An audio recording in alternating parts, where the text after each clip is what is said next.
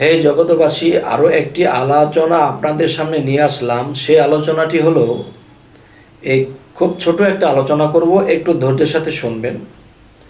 কথাটি হলো যে আমি নামাজে হোক আমাকে ডুবতে হবে। যদি ডুবুরি হইতে পারি, নামাজে যখন ডুবতে পারবো তখন কি হবে, সেই সাগরের তলদেশে যদি কেউ ডুবুরি হতে পারে, ডুবতে পারে, তাহলে হীরার দানা, মানিক, মুক্তা মানিক নিয়ে আসতে পারবে। আর যদি সে ভাসন্ত থাকে তাহলে আর কোনো দিন পাবে না। তবে আমার কথা হলো যে নামাজে হোক, ধ্যানে হোক, আল্লাহর জিকিরে হোক, আমাকে ডুবতে হবে। আল্লাহর প্রেমেও আল্লাহর ভাবে আমাকে ডুবতে হবে। যখন আমি না ডুববো তখন কিন্তু আমি কিছুই পাবো না। আচ্ছা, এ হলো একটা কথা। আরেকটি কথা হলো যে একজন মানুষ বয়ান করতেছে, একজন মাওলানা সাহেব ওয়াজ করতেছে, তখন দেখা যায় আমরা যখন ওয়াজ শুনতেছি তো ওয়াজের মধ্যে নবী, রাসূল বা ওলিয়া আউলিয়াদের খুব সুন্দর সুন্দর আলোচনা করতেছে। এগুলা শুনে শুনে আমার চোখে পানি আসতেছে।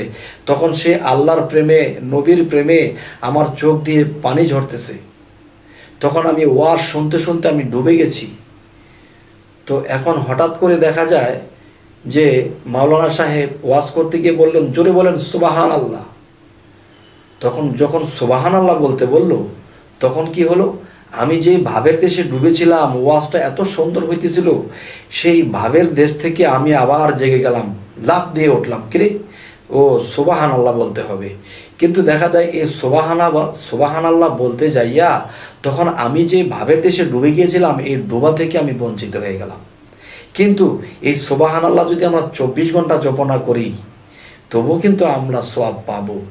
কিন্তু সুবহান আল্লাহটা এমন জায়গায় দিয়ে যখন ধমক দিয়ে বলা হয়, জোরে বলেন সুবহান আল্লাহ, তখন একটা মানুষজন ডুবেছে আল্লাহর প্রেমে, আল্লাহকে নিয়ে ভাবতেছে, নবীকে নিয়ে ভাবতেছে, তখন তিনি কি হলো, হঠাৎ করে জাগ্রত হয়ে গেল।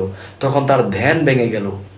যার কথা শুনে সে ধ্যানের দেশে ডুবে গেছে, আল্লাহর প্রেমের দেশে ডুবে গেছে, সে কিন্তু সুবহান আল্লাহ যখন জোরে বলতে বলল তখন তার ধ্যান নষ্ট হলো। তাহলে কি করলো, তার যে একটা স্বাদ ছিল, যেই আলোচনা, যেই ওয়াজের যে স্বাদ তিনি পেয়েছিল, সেই স্বাদটা নষ্ট হয়ে গেল।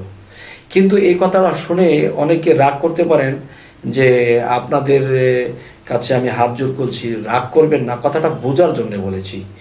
দেখেন, মানুষ যখন নামাজে বসে, যখন নামাজের ধ্যানে ডুবে যায়, তখন সালাম দেওয়া নিষেধ, ওনার সাথে কথা বলা নিষেধ, ওনাকে ডাক দেওয়া নিষেধ। কেন নিষেধ? তিনি আল্লাহর ধ্যানে নামাজে ডুবে গেছে, এই জন্য নিষেধ। তবে কেউ যদি কারো বয়ান শোনে, কারো অলিয়া উলিয়া বা নবী রাসূলদের কোনো করুণ কাহিনী শোনে, তখন সে চোখের পানিতে সে ভেসে যায়, তখন ধ্যানের দেশে সে এটা শুনতে থাকে, ডুবে যায়। তখন যদি হঠাৎ করে চিল্লান দিয়ে মাইকের মধ্যে বলে থাকে, জোরে বলেন সুবহান আল্লাহ, তখন তার ধ্যানটাকে ভেঙে তখন সুবহান আল্লাহ বলতে হলো। তাহলে তো ডুবা গেল না। আর যদি কেউ নামাজে, ধ্যানে বা জিকিরে ডুবতে পারে, তাহলে সে কিন্তু আল্লাহর মেরাজ ঘটে। তাহলে কি হলো, আমার ডুবন্ত অবস্থা থেকে আমি ফিরে এলাম। তো আজকের এই কথাটা যদি আপনাদের কারো ভালো লাগে তাহলে একটা ভালো কমেন্টে জানাবেন, আর যদি কারো খারাপ লাগে তাহলে আমাকে বলে দেবেন। তাহলে এরকম আর বলবো না, কারণ আমি বললেই তো হবে না, এরকম কথা বলতে হবে যেই কথাগুলো মানুষের জ্ঞানে ধরে, মানুষ কিছু বুঝতে পারে। তো আমি যদি এরকম কিছু বলি যে মানুষের ক্ষতি হোক, আমলের ক্ষতি হোক, এমন কিছু যদি বলি, তাহলে কিন্তু এরকম না বলাই ভালো। তবে জ্ঞানী সম্প্রদায়ের কাছে আমার এই কথাটা ছাড়লাম। যদি কোনো জ্ঞানী সম্প্রদায় যদি বলে যে না কথাটা ঠিক আছে, তা আলহামদুলিল্লাহ। আর যদি তিনি বলে যে না কথাটা ঠিক না, তাহলে আমি এটাকে চেঞ্জ করব, কিংবা এই কথাটাকে আমি অন্যভাবে বোঝাবো।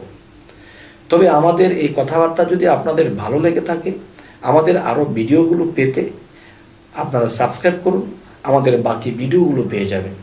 তো আজ এই বলেই রাখছি, সকলেই ভালো থাকবেন। আল্লাহ হাফিজ।